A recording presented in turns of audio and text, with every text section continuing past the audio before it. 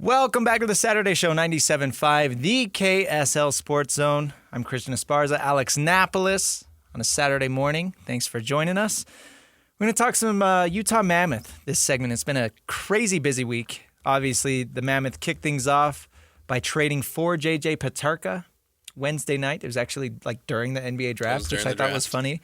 And then the NHL draft starts Friday night. They take Caleb Denoyer with the 4th overall pick. They got real lucky jumping up there. And then just barely, they took Max Seneca out of Czechia, a defenseman, with their 2nd-round pick. We're going to chat with Cole Bagley coming up here pretty soon. He is busy right now talking to Max. So once he's done doing some work for the digital side, he will join us. Excited to hear what Max has to say. I'm excited to hear what Cole has to say about all this happening. But I think, they make the move Wednesday night for J.J. Peterka. I know a lot of people were upset about moving on from Josh Doan and moving on from Michael Kesselring. But I think overall the J.J. Peterka move, it makes you better, man. It allows you to bring in what was a pretty good player for the Buffalo Sabres. Yeah. Who, by all means, last season were not a good team. He was probably one of the better players on a team that struggled. So now I'm excited to see what JJ can bring to the Utah Mammoth for a team who's potentially going to be competing for the playoffs this season. Mm-hmm. I think it's a great move. Obviously, it sucks moving on from fan favorites in Doan and Kesselring. Obviously, Doan is a special situation because his father is a legend of the franchise and did a lot of great things. But ultimately, I've been saying this, you take the names away, you traded a 3rd-line forward, a 3rd-pair defenseman for a top 6 forward. Yes. In Peterka, who's only 23 years old. He fits right in with the timeline. So that's a great move. And I think it's great. 68 points last year, 27 goals, 41 assists. I think I think it's phenomenal. Again, he was a good player. He was a good player on a rough team with the Buffalo Sabres. And now you bring in a guy who can potentially slot into your 2nd line and bring a little bit more scoring to that 2nd line and make the Mammoth a little bit deeper and a little bit better. And now I saw a stat, they have 4 forwards, age 26 and under, who scored over 60 points. Yes. Of course, that's Clayton Keller, Logan Cooley, Dylan Gunther, and now J.J. Peterka. And that's the best part about it, right? You have J.J. Why am I spacing his name? You have J.J. Cooley, Gunther and Keller. And Clayton Keller. There you go. I don't know why. No, I get it. It's a lot of K sounds. And they're all young, and they still have a lot of room to grow, right? I don't think any of those guys mentioned. I don't think that they've hit anywhere near their ceiling. And that's the most exciting part about it. Mm-hmm. You have the ability to improve going year from year. I mean, we talked about it a little bit ago where we saw the team improve from one year to the next, And so that gives you hopes that this Utah Mammoth team can continue that trajectory. All right. Joining us now, a man who is very dialed in, very busy last couple of days, Cole Bagley, our Utah Mammoth insider. Thanks for joining us, Cole. My first question is, do you have a black water bottle? Do I have a black water bottle? About 32 ounces that may or may not have been left in the studio. Nope, that was there last night. Okay. Might be Kevin's. Okay. I wanted to, I saw it in the studio this morning. I was like, oh, man, yeah, late night, sometimes things get left, but good thing it's not yours. Anyways, thanks for joining us, Cole. Cole, jumping in now into the draft. Obviously, last night, the Utah Mammoth select Caleb. What have you seen from Caleb? What about him made him an exciting prospect for the Utah Mammoth to take him at number 4? Yeah, we got to talk to Bill Armstrong after the selection, and, a question was posed, was this just the best overall player, or was it a combination of drafting the best player available, and it just so happens that he's exactly what you need? And Bill Armstrong confirmed that was the case. With that 4th selection, Caleb was definitely the best player remaining on the board. And it also just was nice that he was a big, highly talented centerman, standing 6'2", that's, kind of fulfills the needs that this team is looking for. Now, of course, he's going to be in a similar timeline to that of TJ Gidla and Cole Bagley, where it's probably going to be a year, 2, or maybe even 3. It just depends on his development. It's a year-by-year, analysis that they study very intensely and that they monitor to make sure that he's ready to go as soon as possible. But what I like about Denoyer is he's very, very creative. Arguably one of the best playmakers in the draft. If you watch his highlights, what stands out the most is his ability to patiently survey the offensive zone, but at the same time quickly make the right movements, whether with or without the puck, in order to put that in a dangerous area for either himself or his teammates to score. He's also got really, really impressive handles, which allows him to effectively navigate the zone, to dice up defenses. And it's almost like he has a sixth sense for where his teammates are going to be. A lot of the times he's making these, high hockey IQ drop passes, or, dropping in between his legs, behind his back, or finding somebody on the doorstep that you kind of look back and you go, I don't know how he saw him, and I don't know how he got the puck there, but he did, and now it's in the back of the net. So, and then individually, he's got a very, very good shot from anywhere on the ice. He's just a complete player. He utilizes his size in both ends, and he's a very exciting addition for an already very young and talented Mammoth team. Wednesday night, we saw the Utah Jazz select Walter Clayton Jr. in the first round of the NBA draft. Obviously, he was a big player in the NCAA tournament, really elevated his game, led Florida to a national championship. We saw something similar from Denoyer, led his team to the QMJHL championship. He had 30-something points in the playoffs. He was named the playoff MVP. What do you have to say about players like that who kind of, they have it internally to just flip a switch and raise their game another level when it matters? Yeah, this Mammoth team has, obviously they're taking care of their needs. They're wanting to add players that are going to help them, but they're also, pretty fixated on adding championship experience. And it doesn't matter what level that's at. It doesn't matter if that's the juniors, if that's NCAA, if that's international, or obviously, within the league itself. You look at who they've added over the last, season and a half, and it's been, Stanley Cup champions and Mikhail Sergachev and Ian Cole and Kevin Stenlund and Oli Mata. And then it's been, several Mammoth players went on to the World Championships and brought home the gold for Team USA. And now they're adding, a playoff MVP who was putting up numbers that put him in a conversation with guys like Sidney Crosby and Nathan McKinnon, who both played in that league, obviously some time ago. But playoff MVPs nonetheless, who were putting up similar numbers, 30 points in 19 playoff games. I mean, not that he was necessarily dragging his team by the hair to that championship, but he was the major driving force. And so, yeah, it's, winning can be infectious, and you want to add winners to your roster, because if you're trying to build a championship mentality, you need players who have been in that setting before, know what it takes, and have a hunger to continue doing that. And that's what Caleb told us last night.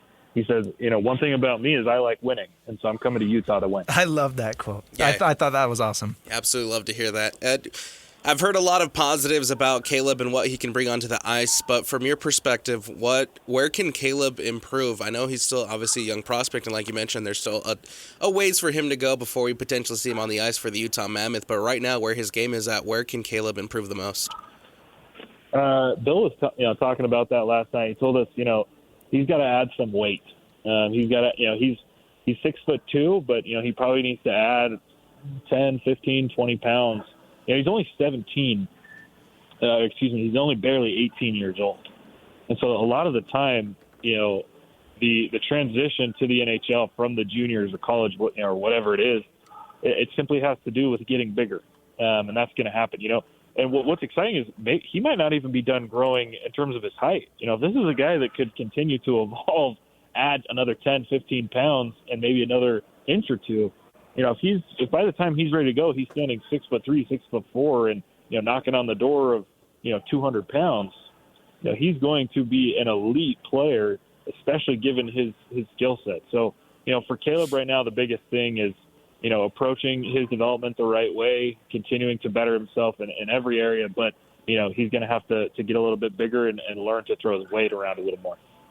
The Mammoth have made their second-round selection. They take Max Seneca. He's from Sechia, 6'5" defenseman. You just got done talking to him. What can you tell us about him? Yeah, I mean, it makes a lot of sense that Utah, used their next pick to select a defenseman with the departure of Michael Kesselring. And what's funny is that there's quite a few comparisons for Max to Kesselring, just given his size. He's about 6'5". He is a very defensive-minded player. That was a big emphasis for him over this last season. That's kind of what he was telling us. But he confirmed. He said, "Look, this last season was more about improving my game defensively, and now looking ahead to this next year, I need to improve offensively." And that's kind of the biggest knock on his game is he's not the most engaged defenseman when it comes to the offensive zone, but he recognized that. That's one of the first things he told us is, I know I need to be better offensively, and that's the plan. So I think quite a bit of upside. He's a big body.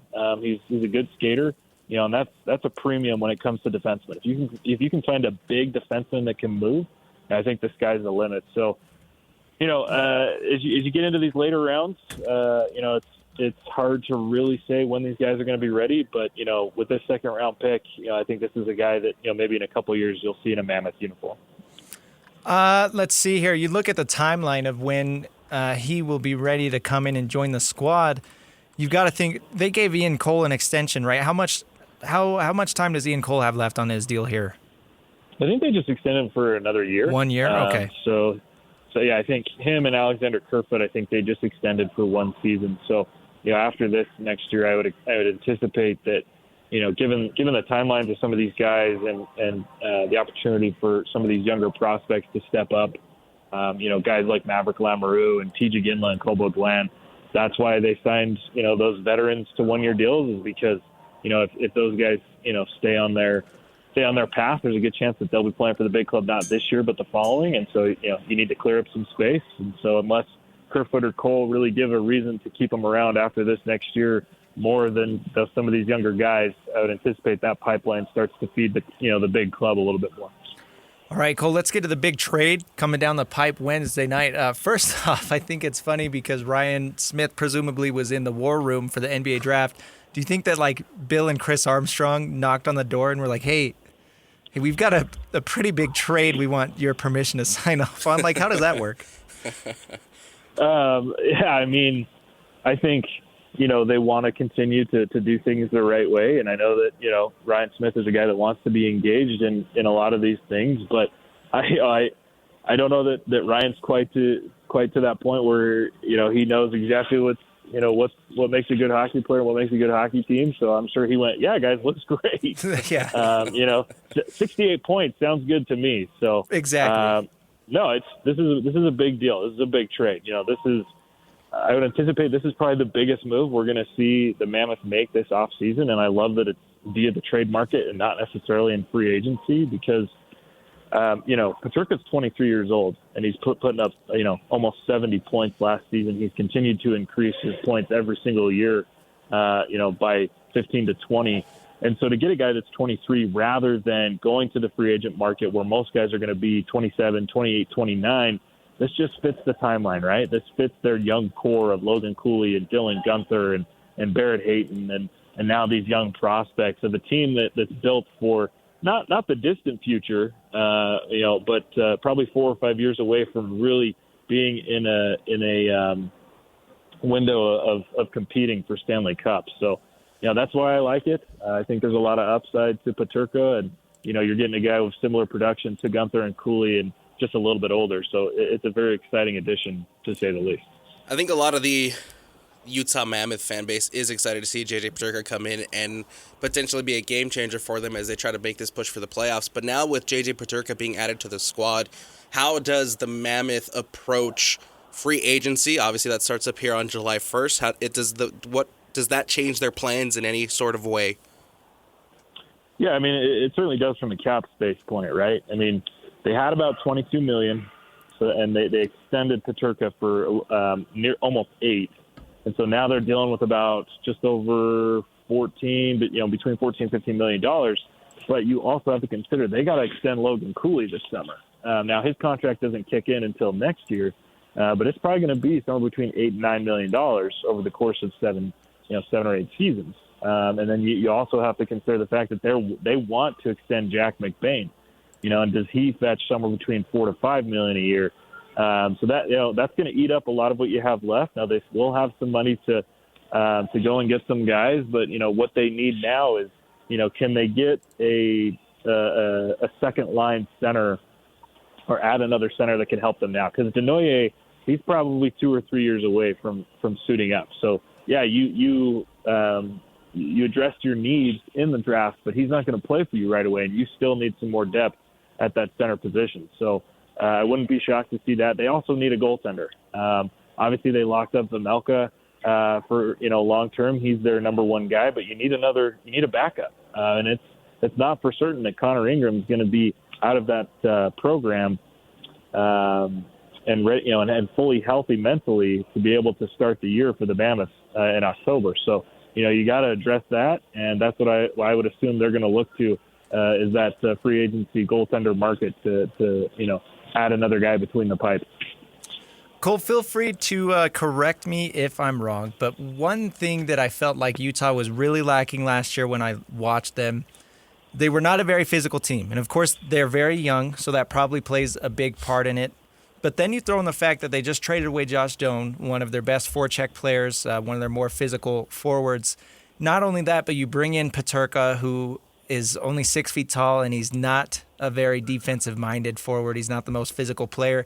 Do you worry that the Mammoth are going to have kind of that lack of physicality again next year? I mean, that's definitely a good point, and you're right. Physicality was definitely an issue for this team a season ago. Most nights they were getting out hit by a good number, a good margin. And so, as I talked about earlier, kind of their biggest needs this offseason were, depth at center, size, and scoring.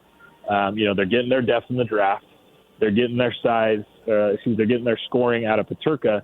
And then in terms of size, they did sign 2 young prospects who I expect to see some time this year in Daniil Boot and Dmitry Simashev. Now, Boot's a 6'7" forward. He's a big boy, and he plays a very physical style game. And Dmitry Simashev is 6'5". Now, he's obviously a defenseman. So, yeah, it's going to be interesting. That top 6 is small, right? It's Keller, it's Cooley, it's Gunther, it's Schmaltz and Hayton and Peterka. And so how does that, how do they approach teams and make sure that they're more physical? That's the answer that the Mammoth are going to have to answer, right? Maybe they make another trade, or maybe they try to address that in free agency.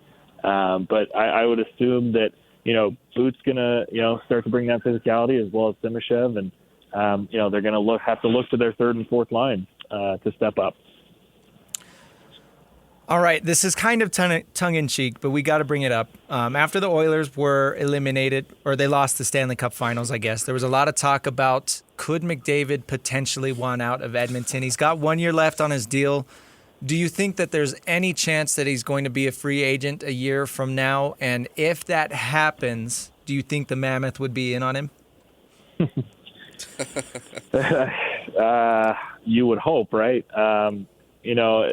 It's tough to say at this point. Edmonton still has a good thing going, right? If they had just an adequate goaltender, they probably would have won the Stanley Cup. Right. They are so gifted offensively. They're so just overpowering offensively.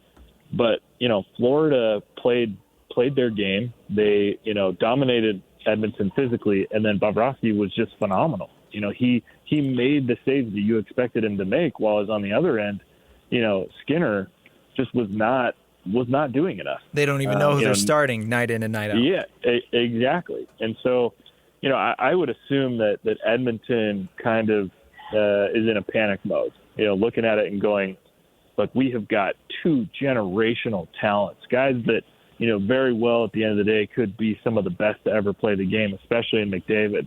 We've got to find a way to win. We've got to stop making it all the way to the finish line and then tripping over ourselves because our goaltending is just subpar. And so I think this next season will be very telling as to what, McDavid does. A lot of the reports, early reports on it are that he will not seek a long-term extension.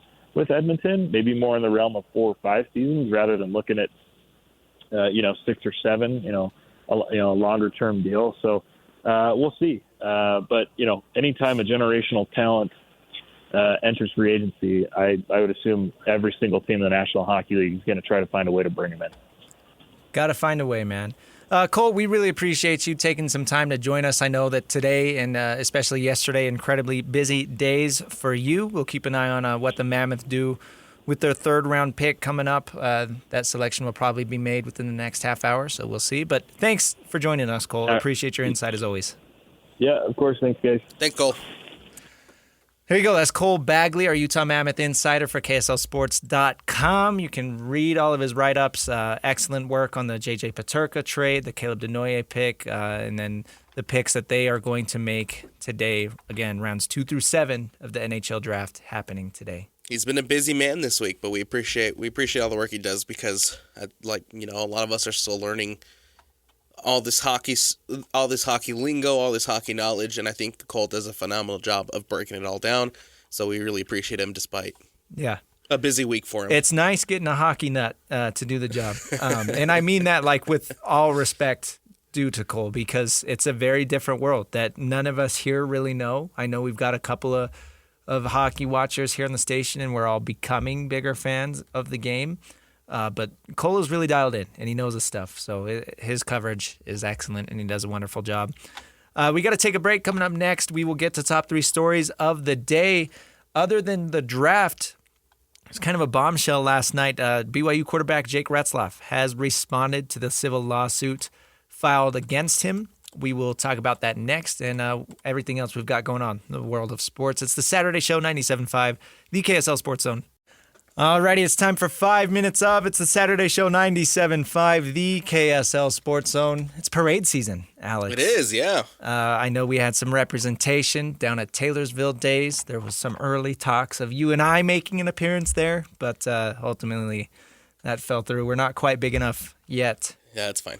We'll see what happens. We'll throw candy next year. But if you're out enjoying parades, hope you got some candy from the KSL Sports team. Sounded like they didn't have a lot. That's terrible. Okay. All right. Let's start with 5 minutes up. We got to talk about this because it's draft season. The NHL draft was going on last night, and there was another big story that came out, and it's kind of a really big, important story here locally. Jake Retzlaff, BYU quarterback. He has responded to the civil lawsuit that was filed against him all the way back in May. I shouldn't say all the way. I mean, it's been a little over a month, right? Yes. But he has responded to the civil lawsuit. Obviously, this affects BYU football. This is why we're talking about it. All of this is fresh. We don't have a ton of reaction. I know that we're going to get some more breakdown, of course, throughout the week. But our guy, Mitch Harper for KSLSports.com, on the point, as always. He has a little write-up basically kind of explaining everything from Jake Retzlaff's side that was released last night. The statement basically reads that he did admit that the text exchange was initiated by the plaintiff, and then she drove from the University of Utah campus down to Provo to initially meet up and play video games, and then one thing led to another, and they eventually ended up having, an interaction. And Jake Retzlaff is claiming that was consensual. Mm-hmm. So that is his defense, is that it was consensual. He's denying some of the things that were brought up in the initial report, with the choking and the biting and things like that. So he's denying any of that. He's saying that it was consensual by both parties. And then it kind of takes a weird turn as far as really putting an emphasis on bringing Utah into it, because it sounds like she may be a student at the University of Utah. And I think that's a little weird, bringing that side into it. But regardless, I mean, from Jake Retzlaff's perspective, that's all you can really do is come out and say, it was consensual. I didn't do any of the things that were reported. So, I mean, this is an ongoing investigation. This denial is not going to prove anything one way or the other. It's not going to close this case at all. We just now get the other side of the story to this. So I'm interested to see where this goes, because obviously this does affect BYU. It does affect BYU. We're a couple weeks away now from media days, and I feel like the Jake Retzlaff question is going to be a topic of conversation at media days, and so I feel like getting this out ahead of time and kind of giving the response to the lawsuit ahead of time kind of allows the narrative to change a little bit. Obviously, Jake Retzlaff denies the allegations, and we'll see what comes out of it as more of it is investigated. I feel like there's still parts of the story that will be told, things that we'll find out during the investigation. But I'm interested to see, of course, what the quarterback situation, the quarterback status for BYU will be heading into this next season. And remember, this the initial claim says that the hookup, the interaction happened in, I think it said October or November of 2023, which timeline-wise that would have been right around when Jake Retzlaff took over as the starting quarterback in those final 4 games of that 2023 season. It then says that there was no contact at all during BYU's 2024 season, right? And then this statement on Jake Retzlaff's side says that the response from Retzlaff's attorneys also states that the women suing him only started to ask for money after Retzlaff's name started to be mentioned as an NFL draft prospect more than a year after the sleepover in November of 2023. So, I mean, again, it's basically all the textbook stuff that you would expect to see from Jake Retzlaff's side. It's not anything groundbreaking. I don't think that we necessarily learned anything from this other than, this is the route that Jake Retzlaff is taking as far as saying, you know what, we did have a relationship. It was consensual on both sides. I didn't do any of the other things that she is claiming. And then, of course, the interesting part of this is, on top of that, if he is claiming that they did have a sexual relationship and, it was consensual, that's when you bring in BYU's honor code to this and how BYU is going to handle this from their standpoint and the code of ethics that they uphold, because we know that they take that seriously. And we know that that is obviously a big part of not only the institution and the university, but the religion as a whole, right? So we'll see what that means. Of course, I don't think we're going to have an answer anytime soon. Right. If the season started tomorrow, which obviously it doesn't, but I still don't think that Jake Retzlaff would be the quarterback for BYU. But there's a lot of time to go still until training camp and all that stuff. And you're right, with media days coming up here in the middle of July, we may get some more light shed on that now that we kind of have a statement from Retzlaff's side. We'll see where that goes. But I wouldn't anticipate this coming to a close anytime soon, as in, the next week. Yeah, as far as the case goes, no. But I think we'll probably get an idea of where BYU feels the status of their quarterback will be in media days. I feel like we'll have a little bit more clarity, hopefully. We'll hopefully have a little bit more clarity of what BYU is planning to do at the quarterback position during the media days. Now that, of course, this statement is out there by Jake Retzlaff. Mm-hmm. Yeah, we'll see. Media days just got, a little more important. Absolutely. Because we may learn what BYU plans on doing. We know what they're going to do for the future, though. Big news earlier this week. 5-star quarterback Ryder Lyons, he did announce his commitment to BYU. I think I saw somewhere highest rated prospect in like 23 years. Of course, when you have a highly rated player of any position that is a member of the LDS faith, BYU is going to be in the conversation. That's just how it is. And it's a good get for the Cougars. And then you throw in the NIL aspect and you know that they are going to be in the conversation to pay any top prospect across the country. I'm not surprised at all that we are seeing a 5-star quarterback commit to BYU. He's going to serve a mission. We'll see if that's a 1 or 2 year thing. I know there was some speculation online about that. It kind of got a little funny there, but for right now, it looks like Ryder Lyons may be the quarterback of the future at BYU in the next couple of years. I think it's quite possible that Ryder Lyons is coming in and he's going to be, it's a top prospect here probably, it's the biggest recruiting win for BYU probably in my lifetime following BYU. Mm-hmm. Yeah, sure. I mean football-wise, right? Yes. Yeah, because obviously... Yes, we got AJ DeBonsa. AJ DeBonsa is a bigger deal. Can't forget about him. Even Yegor Demin was pretty freaking big. And the other thing that's pretty hard about this is ultimately with the way that the transfer portal is, like you never know when these players are going to suit up. And, it's great for BYU to have a commitment. But if he's still 2 or 3 years out before he steps onto campus, like there's no guarantee that he is going to play for BYU. Right. We just saw BYU land Bear Bachmeier, who was committed to, I believe it was Stanford, right? And he hit the spring transfer portal and came to BYU before he had even participated in anything with Stanford. So that is always kind of a threat with the way the transfer portal is set up. Right. But nevertheless, big win for BYU, and excited for Kalani Sitake and his program, because landing a 5-star player at any position is huge, but a 5-star quarterback, I mean, come on. 5-star quarterback, awesome. It's a whole different story. Yeah. It's a whole different story. That obviously right now in college football, it's really important to have a guy who can lead your team. It's really important to have a guy who can a really good quarterback, right? I feel like in college football, having a phenomenal quarterback will give you good chances to have pretty good success. Mm-hmm. And so being able to bring in a 5-star recruit in Ryder Lyons and getting that commitment, I know he still has to go on his mission. I know there's still time before we, possibly see him suit up for BYU. But I'm excited for the Cougars, man. It's a huge, huge pickup. And I feel like landing a 5-star can hopefully help you down the road getting more high-level recruits. Yeah. And it's like opening the floodgates, right? I mean, we saw a little bit with AJ, right? We saw a little bit with AJ, and once he committed, and once he committed to the BYU basketball program, we saw other big transfers and other big recruits say BYU is a place I want to go to. I would not be surprised to see a similar situation happen now with the football program.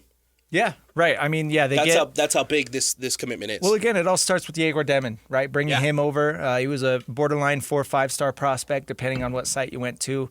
But then they bring in, some other guys, and that leads to AJ DeBonsa, and then that led to Rob Wright coming in, and really just it seems like BYU basketball put themselves on the map, and I totally agree with you. Anybody across the country, it's like, 5-star quarterback committed to be, if I'm a wide receiver, I want to go play with the 5-star quarterback. Like absolutely, that's huge. So we'll see what that does for BYU down the line. Speaking of which, before we head out to break, Yegor Demon, number 8 overall for the Brooklyn Nets, man. I think that's absolutely fantastic. I think maybe a little bit higher than I thought he would go, but regardless, super happy for Yegor. I think Brooklyn would be a fun fit for him. And we'll see how it goes, man. I hope so. I'm a little worried. I like, obviously Yegor really shined in the NCAA tournament. Yeah. It sounded like he killed his workouts in the pre-draft process. Going to Brooklyn worries me because they traditionally are not a very well-run franchise. They had 5 first-round picks in this year's draft. They used all 5 of them, and I don't think any of their picks got anybody really super excited. The other thing is they used 3 of those 5 picks on non-shooting guards. Yeah. So you have a lot of overlap. But, I mean, a top 8 selection, that means that Yegor Demon, just by, value alone and where he was drafted, he's going to get probably the first crack at leading that Nets backcourt. So I like it. That's always a good thing when if you're BYU basketball, putting a guy in the top 10 in the NBA draft, and then you're going to have AJ DeBonsa next year hopefully go number 1. If not, sounds like he's going to go top 3. Yeah. That's big. So absolutely. Happy for him. Again, I think a little bit higher than I thought he was going to go, but nonetheless, happy for him and excited to see what he can do in Brooklyn. No doubt. All right, let's take a break. Coming up next, we will wrap this show up. Utah Hockey Club still about 5 or 6 picks away. There we go. From making their third round selection. We will see if they are able to make that before the end of the show. But we'll do that next. It's Saturday Show 97.5, the KSL Sports Zone. Welcome back to the Saturday Show 97.5, the KSL Sports Zone. I'm Christian Esparza. Alex Napoles here with me. Corrections and retractions. Alex, we're butchering this young kid's name. Cole Bagley has a video up on his Twitter. Sounds like it's Max Pasnitska, second-round pick from the Utah Mammoth. I love interesting names. Defenseman from Sechia. I love interesting names. You know what I love? I love the way the Utah Mammoth sweater looked on that stage when we saw Caleb Denoyer last night. Don't even get me started, I thought it looked... I mean, I liked when it came out. I thought it looked good. But seeing it like on an actual human being walking across the stage, somebody who's going to be wearing that jersey in the near future. Oh, it looks so good. The blue on the black and with the Mammoth logo, I think I'm totally warming up to it. I think it looked awesome, and I think they knocked it out of the park. 100%. The Mammoth looks phenomenal.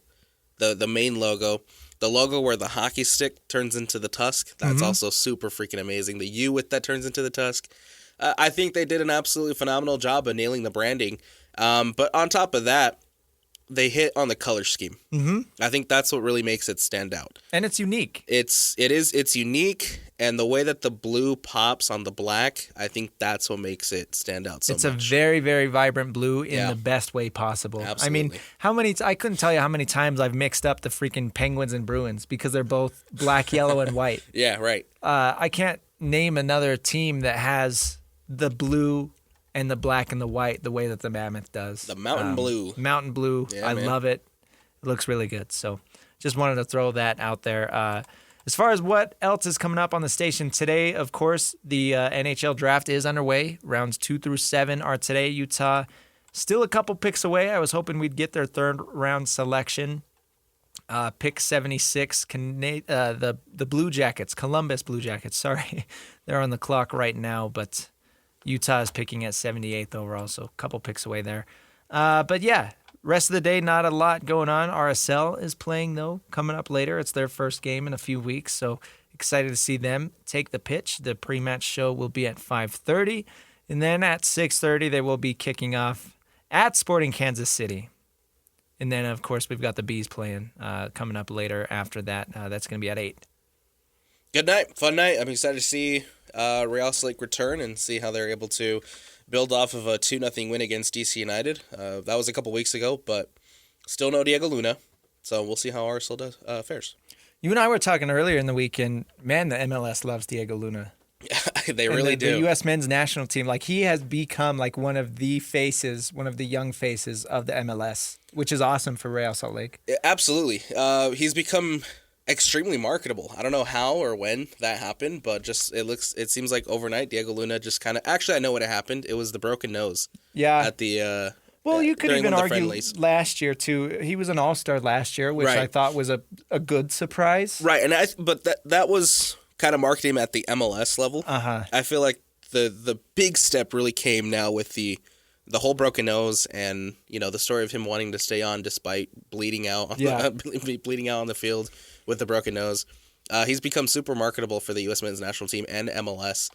He's featured on a lot of MLS graphics and a lot of the U.S. men's national team graphics now that they're at the World Cup, and he's like kind of one of the faces of the national team right now, and it's fun to watch somebody that plays for Real Salt Lake take that step.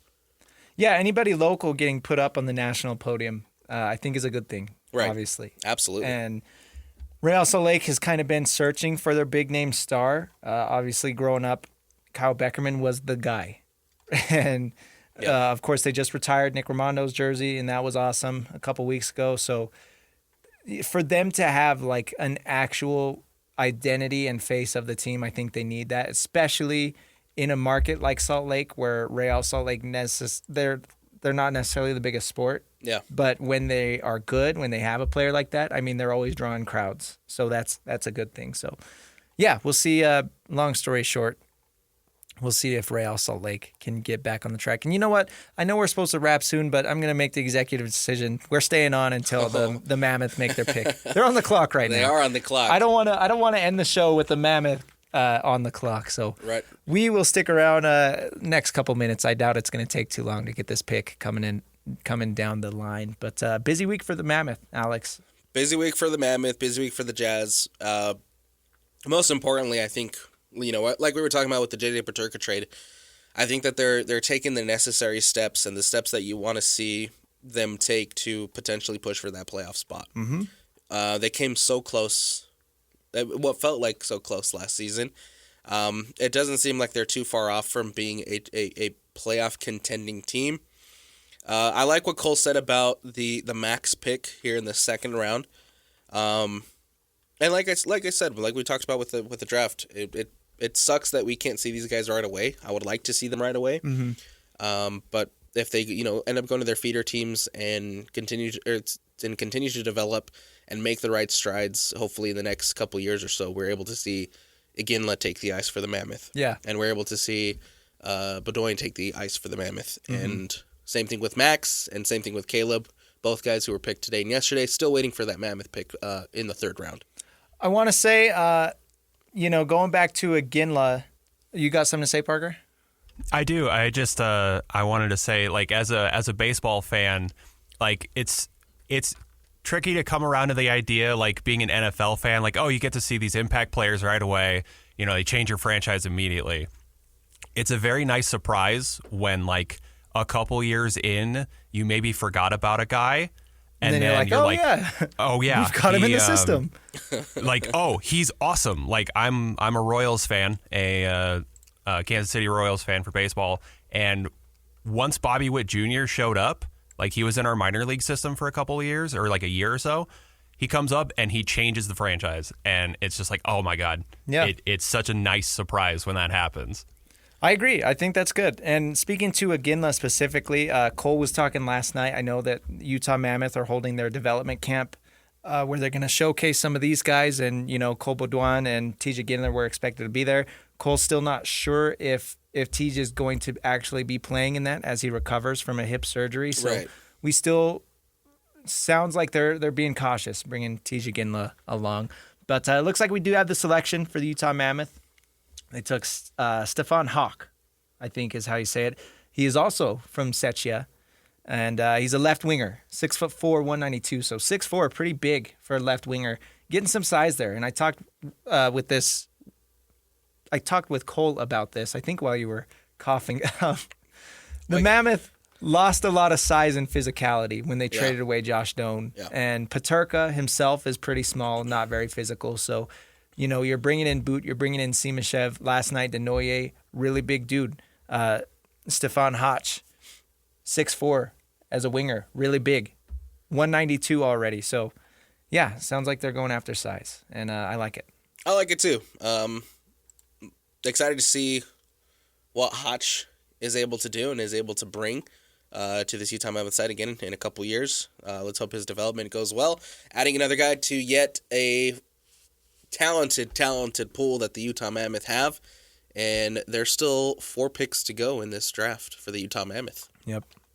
And as we said, Cole Bagley's going to have the best Utah Mammoth coverage, so go read his stuff all day long. Here's some write-ups on these prospects. All right, we gotta end it. I'm getting texts from management. I'm getting calls from the big bosses above. We are going... Did Lloyd call you, man? Yeah. I'm the only one who didn't get a call from Lloyd today. That's true. All right, thanks for joining us. We'll talk to you next week. It's a Saturday show, 97.5, the KSL Sports Zone.